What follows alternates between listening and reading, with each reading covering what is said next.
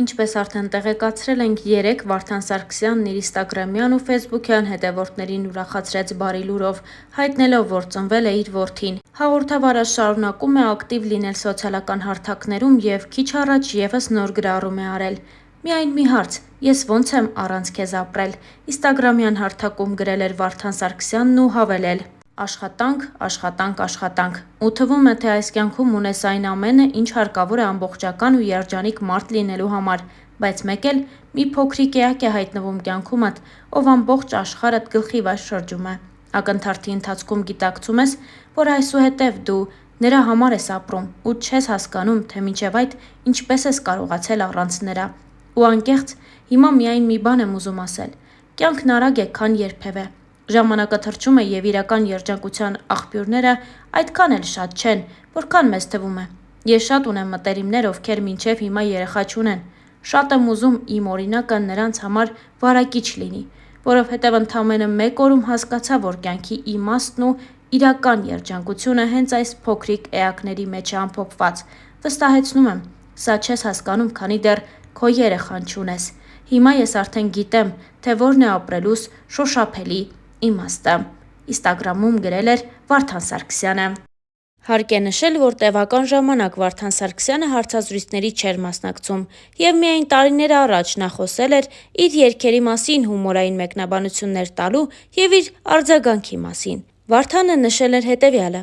«Ես շատ լավ եմ վերաբերվում դրան։ Ես այդ երգերը ձայնագրել եմ 13-14 տարի առաջ։ Նույն «Խենթ աղջիկը», Օլգա Այվազյանի հետ ուրիշի գրկում ես դու զուգերգը, մինչև այսօր Դահլիճը ինձ հետ երգում է այդ երգերը։ Երգի հաղթանակը, կարծում եմ, հենց դա է։ Հումորին շատ լավ եմ վերաբերվում։ Բոլոր խնջույքներին Ռաֆոն իմ տնազն էր անում և միասին երգում էինք այդ երգը։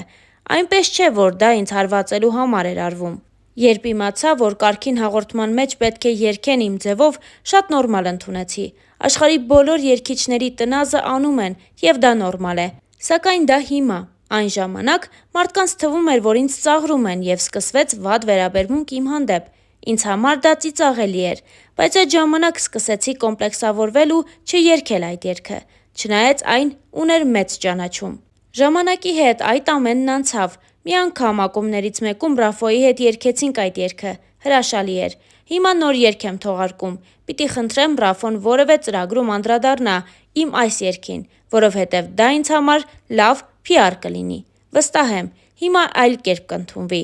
Ես չեմ անցել այդ փուլը։ Մարդկանց մտածելակերպն ու ժամանակն են փոխվել։ Այն ժամանակ Հայաստանում մի քիչ այլ մտածելակերպ էր։ Ես ուրախ եմ, որ շատերից մի քայլ առաջ էի։ Եթե ես առաջինն էի, որ կարող է ինձ թույլ տալ տեսահոլովակում հագնել ճղած ջինս, այն ժամանակ այստեղ չկային նման բաներ։ Ես խնդրում էի ինձ համար արտերկրից բերեն այդպիսի ջինսեր։ Հիմա աղջիկները մերկ են նկարահանվում, տղաները դիմահարդարմամբ։ Այս ամենի մասին միայն կասեմ, ներքին հաղթահարման փուլ չի եղել։ Սակայն ինձ համար ցավալի էր, որ մարդիկ ինձ այլ կերպ էին ընկալում։ Հիմա ինձ ընկալում են այնպիսին, ինչպիսին ես կամ, որովհետև իմ նախագծում շատ անկեղծ եմ», նշել էր Վարդան Սարգսյանը։ Հաղորդավարը նաև խոսեց եթերային ժամանակ չունենալու և բարդ փուլերի մասին. «Անկումային ընթացք չեմ ունեցել։ Եթե որևէ մեկի համար իմ տեսահոլովակ չնկարահանելը, եթերում չլինելը անկումային է, ինձ համար այդպես չէ, որովհետև միշտ կարողացել եմ աշխատել գումար, հրավերներ եմ ունեցել, որևէ խնդիր չեմ ունեցել։ Կան մարդիկ, ովքեր ամբողջ օրը եթերում են, բայց համերգներ չունեն։ Շատ եմ սիրում մտածել վաղվա օրվա մասին։ Դա ինձ ստիպում է ավելի արագ շարժվել և գործունեություն ծավալել։ Երբեք չեմ ընկալել մարդկանց, որոնք ապրում են միայն այսօրով»։ Դեռ տարիներ առաջ Վարդան Սարգսյանը խոսել էր նաև ընտանիք կազմելու մասին, նշելով հետևյալը.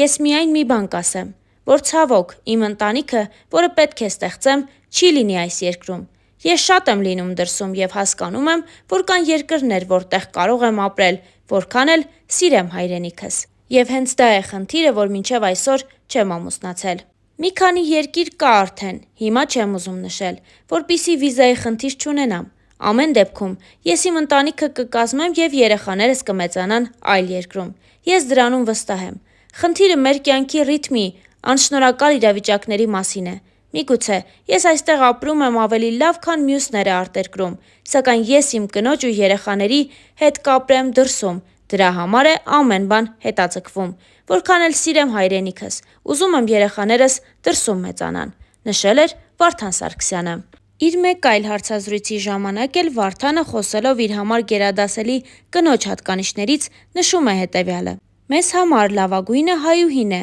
լավ մարդ, ընտանիքին նվիրված անձնավորություն, լավ մայր ու լավ կին։ Ես հենց այդպիսին էլ պատկերացնում եմ իմ կնոջը։ Արտաքինին այդքան էլ մեծ ուշադրություն չի դարձնում, կարծում է ներքինը առավել կարևոր է։ Արտաքինը միայն առաջին վայրկյաններին է կարևոր, հետոն կախված է ներքինից։ Ցավոք, երբեմն շատ գեղեցիկ աղջիկների հետ շփվելիս հիասթափվում եմ։ Մարդուն կարող է սիրել, զգալով նրա հոգին եւ բնավորությունը», նշել էր Վարդանը։ Հարաբերություններում նրան կարող է հիասթափեցնել երկու բան. ատում եմ սուտը, երկրորդը դավաճանությունն է։ Դավաճան մարդկանց չեմ սիրում, դրա համար էլ իմ կողքին այս պահին հարազատ մարդիկ քիչ են, իսկ եթե կան, ապա ստուգված են։ Եթե նվիրվում եմ մեկին, ապա նվիրվում եմ մինչև վերջ, նշել էր Վարդանը։ Յուրաքանչյուրի կյանքում էլ լինում են հիասթափություններ, Վարդանի կյանքում էլ դրանք քիչ չեն եղել։ Այդ մասով նա ասել էր հետևյալը. «Հիասթափվել կարելի է վայրկյանական, շատ է այդպես եղել։ Չեմ կենտրոնանում դրա վրա, պարզապես հաստ պատ է առաջանում մեր միջև ու այլևս մոտ չեմ թողնում ինձ։ Գործի, շփման, անձնականի հարցում շատ նվիրվող եմ, բայց երբ հիասթափվում եմ, ապա հետ վերադարձնել հարաբերությունները անհնար է»։ Եթե ժամանակը հետ տալու հնարավորություն ունենար, Վարդանը կցանկանար փոխել միայն մեկ բան. «Երբ 21 տարեկան էի, սիրահարված էի և լուրջ հարաբերությունների մեջ էի մի աղջկա հետ, ցավոք չամուսնացա։ Կարծում եմ դա սխալ էր, որովհետև եթե այդ ժամանակ ամուսնանայի, հիմա մեծ երեխաներ կունենայի, միայն դա կփոխեի»։ Իր առաջին սիրուն Վարդանը չի հիշում, անգամ չի հիշում, թե որ տարիքում է սիրահարվել։ Այդ մասին խոսելիս Վարդանը նշել էր հետևյալը.